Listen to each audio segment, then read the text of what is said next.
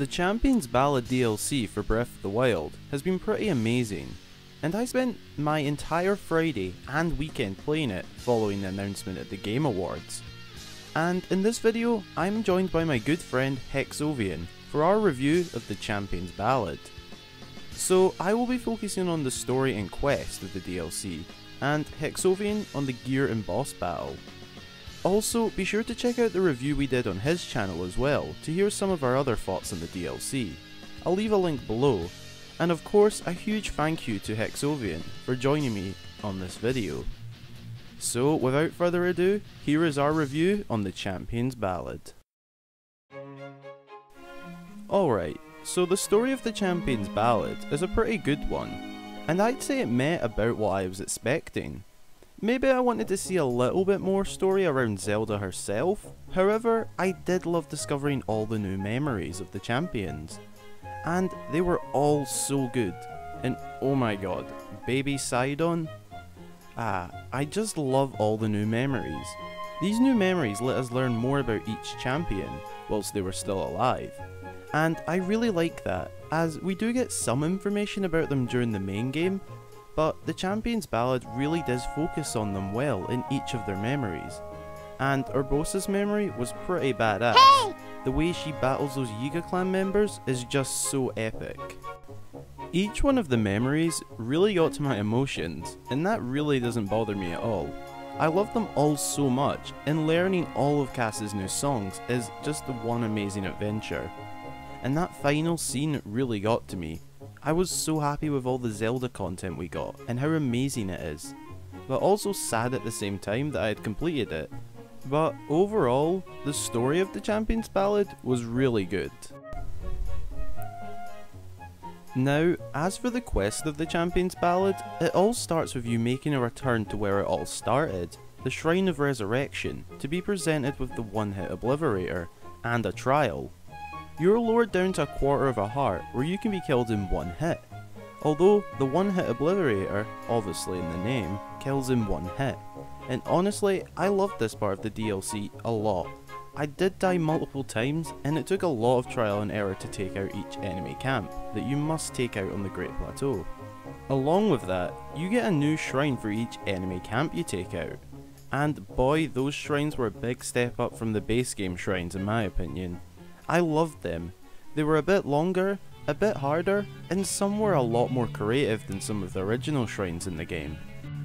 Anyway, after that, you make your way out of the Great Plateau, and sadly lose the one-hit Obliterator. And as much as I would have loved to have kept it, it would make the game a bit too overpowered in my opinion. Then you move on to completing a series of trials for each champion, all with a shrine at the end of each challenge. And that was probably one of my favourite parts in the Champions Ballad, as that is where we got new cutscenes, which I mentioned earlier to be one of my favourite parts, and I loved them all. But each set of challenges were all really fun and creative. My favourites would have to be the Molduga King from Urbosa's challenges, and shield surfing down a mountain for Revali's challenges. This stage of the DLC was definitely my favourite part of the Champions Ballad. Thanks for listening to my half of the review. Now, here is my good friend Hexovian. So let's talk about the gear you get in the Champions Ballad, because I feel it is one of the best parts of the DLC. Let's get the main thing aside, the motorcycle. When we got the first look at the DLC in the trailer, the first thing that came to thought, holy crap, I want to flip it. The bike is honestly just a small part. The other gear you get is pretty amazing. I love the new Royal Guards outfit, as well as the new horse gear that allows you to call the horse from very far away. Honestly, the highlight of the gear has to be the bike. It's faster than almost any horse in the game, you can drift and hop around and even pop some wheelies. Because it is so fast, you can easily evade Guardian stalkers, meaning you have a lot of fun just taunting them. Another cool piece of gear, although limited, the one-hit Obliterator was an amazing addition to the game.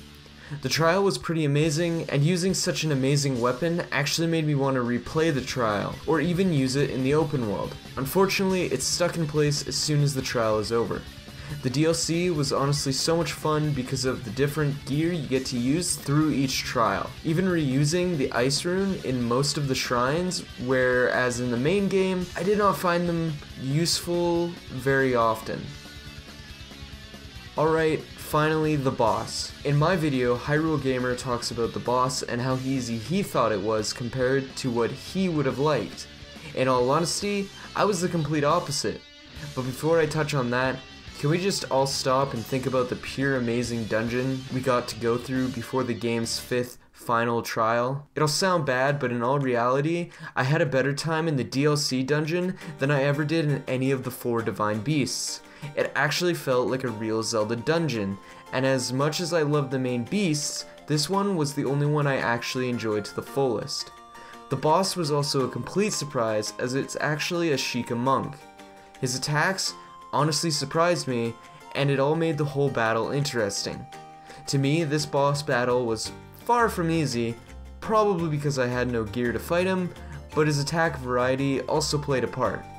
The monk was actually a more enjoyable fight overall compared to Ganon in my opinion, and I can agree with Hyrule Gamer, the game built up such good hype for all the bosses, but honestly falls flat in execution because as hard as I did find the boss, I would have enjoyed it to be maybe a little bit harder. Overall, I actually enjoyed the DLC so much, and it's honestly worth it, especially after the first DLC was a bit subpar. Anyways, thanks for watching my part of the review. I'll hand it back to Hyrule Gamer to close. Alright everyone, that's my review of the Champions Ballad with my good friend Hexovian. And be sure to go check out the other review on Hexovian's channel to hear our other thoughts on the Champions Ballad. As always, I really hope you all enjoyed this video. If you did, be sure to leave a like, and also, if you want to be one of the first to watch new videos, be sure to subscribe and click on the notification bell. Also, feel free to join the Discord server through the link in the description, and follow me on my other social medias to stay updated. And until the next time, I've been Hyrule Gamer.